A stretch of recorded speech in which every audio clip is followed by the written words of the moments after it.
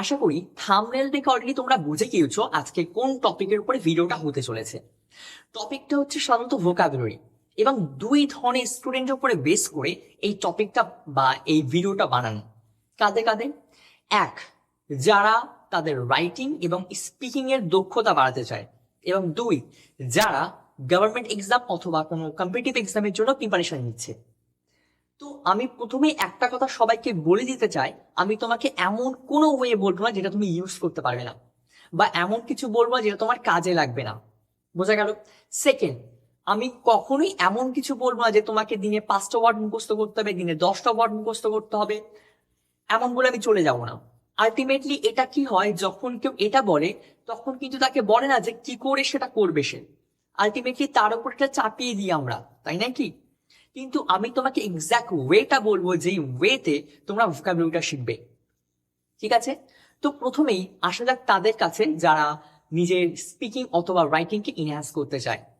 তো যারা স্পিকিং এবং রাইটিং ইনহ্যান্স করার জন্য ভোকাবুলারি শিখছে, তাদেরকে শুধু সেই ওয়ার্ডগুলো জানলে হবে না, সেই ওয়ার্ডগুলোকে ইউজ করতে হবে, তাই তো? তো কি করে করব? তো প্রথমে আমাদের কাজ হবে ওয়ার্ডটাকে বাছা। যেই ওয়ার্ডটা আমরা ইউজ করব বা যেই ওয়ার্ডটা আমরা শিখতে চাই, সেই ওয়ার্ডটাকে আমরা আজকে আগে বেছে নেব। বেছে নেবার পর আমরা তার সঠিক প্রোনাউন্সিয়েশনটা জানবো। ফার্স্ট স্টেপ হচ্ছে তার প্রোনাউন্সিয়েশন জানা। তো প্রোনাউন্সিয়েশন জানা কেন দরকার? যদি তুমি সঠিক প্রোনাউন্সিয়েশন না জানো, তোমার কি প্রবলেম হতে পারে? প্রথম বিষয় হচ্ছে এটা, যখন তুমি কারোর সঙ্গে কথা বলবে, সেটা যদি সঠিক প্রোনাউন্স না করো, সে তার মানে না বুঝতে পারে, সেই ওয়ার্ডটাকে সে না চিনতেও পারে। প্রথম বিষয় হচ্ছে এটা। আর দ্বিতীয়, তুমি যদি ভুল প্রোনাউন্সিয়েশনে ওয়ার্ডটাকে উচ্চারণ করতে থাকো বারবার, সেটা তোমার অভ্যাস হয়ে যাবে। পরবর্তীকালে সেই সেম ওয়ার্ড যদি অন্য কেউ বলে, তুমি সেটাকে চিনতে পারবে না।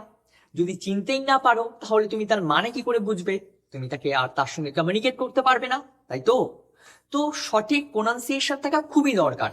সেকেন্ড সেকেন্ড হচ্ছে তোমার সেই ওয়ার্ডটার মানে জানতে হবে।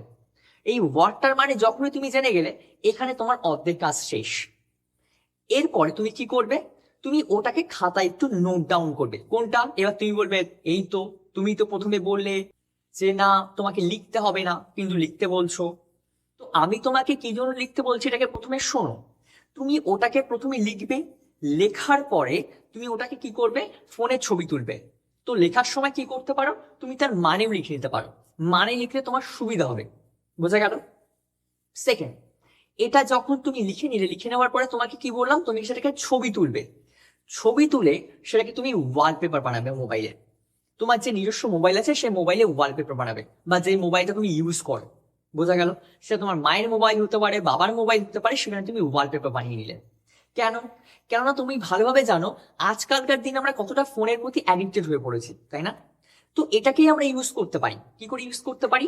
যখনই তোমার ইচ্ছা হবে মোবাইল অন করার, বা যখনই তুমি মোবাইলটাকে অন করবে কোনো কিছুর জন্য, তোমার আগে নিজেকে প্রমিস করতে হবে, না আমি যখনই মোবাইল অন করব, সেই মোবাইলের সামনে যে ওয়ার্ডটা আছে সেই ওয়ার্ডটা দিয়ে আমি একটা সেন্টেন্স বানাবো, তারপরে গিয়ে অন্য কাজ।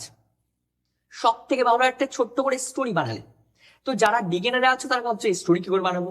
আসলে স্টোরি মানে এই না যে ভীষণ বড় স্টোরি, খুব বেশি হলে 3টে সেন্টেন্স দিয়ে স্টোরি বানাতে পারো। কি করে? মনে করো আজকে কোন একটা বাচ্চা একটা ওয়ার্ড শিখবে। কি ওয়ার্ড? আমব্রেলা। আমব্রেলা মানে ছাতা, সবাই জানো। তো মনে করো এই ওয়ার্ডটা কেউ শিখবে, সে কি করতে পারে? সে একটা সেন্টেন্স বানাবে, যদি সে খুবই বেসিক লেভেল থাকে। সে কি বলবে? Yesterday I bought A umbrella. এইরকম ভাবে সেই ওয়ার্ডটাকে দিয়ে একটা সেন্টেন্স বানাবে। কিন্তু যারা চাচ্ছ না আমি একটা ছোট্ট স্টোরি ক্রিয়েট করবো, সে করে করতে পারে, সে 2 থেকে 3টে সেন্টেন্স বানাতে পারে। Yesterday I saw a umbrella, the umbrella was stunning and I decided to bought that. 3টে সেন্টেন্স বানালাম। এইরকম করে আমরা 3টে সেন্টেন্স বানিয়ে একটা ছোট্ট স্টোরি ক্রিয়েট করতে পারি। বোঝা গেল? তো এটা আমরা করতেই পারি। তো এর বেনিফিট কি? এর বেনিফিট হচ্ছে এটা, তোমাকে কিন্তু মুখস্থ করতে হচ্ছে না। তোমাকে কি আলটিমেটলি মুখস্থ করতে হচ্ছে না, তোমাকে এটা করতে হচ্ছে যখনই তুমি মোবাইলটা অন করবে, তোমার তোমাকে কি করতে হচ্ছে? একটা সেন্টেন্স বানাতে হচ্ছে বা একটা ছোট্ট স্টোরি। তুমি দিনের শেষে যেটা দেখতে পাবে, যে তোমার ওয়ার্ডটা আপনা আপনি মনে রয়ে গেছে। তোমার এটা এটা অলরেডি ব্রেন ক্যাপচার করে ফেলেছে। তোমাকে কিন্তু ইচ্ছা করে এটাকে ইউজ করতে হবে না। দেখবে কথা বলার সময় আপনা আপনি তুমি ইউজ করতে পারছো, স্পন্টেনিয়াসলি ইউজ হচ্ছে, সুইমিংলি তুমি ইউজ করতে পারছো এই ওয়ার্ডটাকে।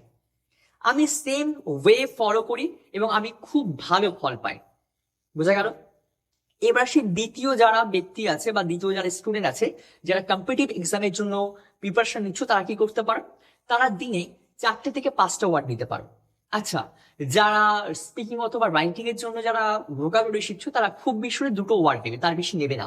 কেননা তুমি কিন্তু শুধু ওয়ার্ডটাকে মনে রাখছো তা না, এটাকে তোমাকে ইউজও করতে হবে, তো সেটা মাথায় রাখতে হবে তোমাকে।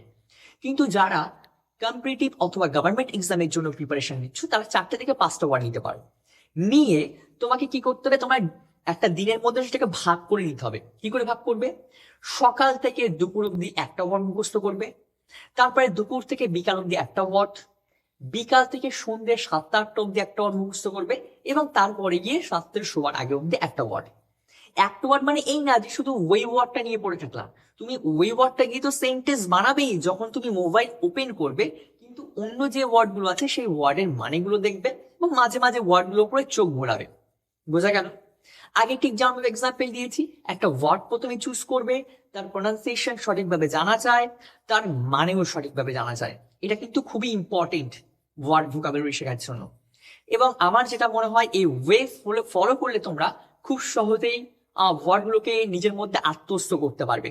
এখানে কিন্তু কোনো এমন ব্যাপার নেই যে না আমাকে এটা মুখস্থ করতেই হবে, এমন কিছু নিজেকে বলার দরকার নেই। তুমি শুধু এই ওয়েটা ফলো করো, দেখবে আলটিমেটলি তোমরা ভোকাবুলারি মানে কি বলবো, উইদাউট এনি ইন্টেনশনই শিখে যাচ্ছ। এখানে কোনো ইন্টেনশনালি ব্যাপার নেই, মানে ইচ্ছা করে যে বারবার আমাকে এটা করতেই হবে এমন কোনো বিষয় এখানে থাকবে না। বুঝা গেল? তো ওয়েটা ফলো করতে পারো, এবং যদি ভিডিওটা ভালো লেগে থাকে, যদি মনে হয় না আমি তোমাদেরকে কোনো উপকার করতে পারছি, একটা ছোট্ট করে সাবস্ক্রাইব করতে পারো। ওকে, থ্যাংক ইউ গাইস।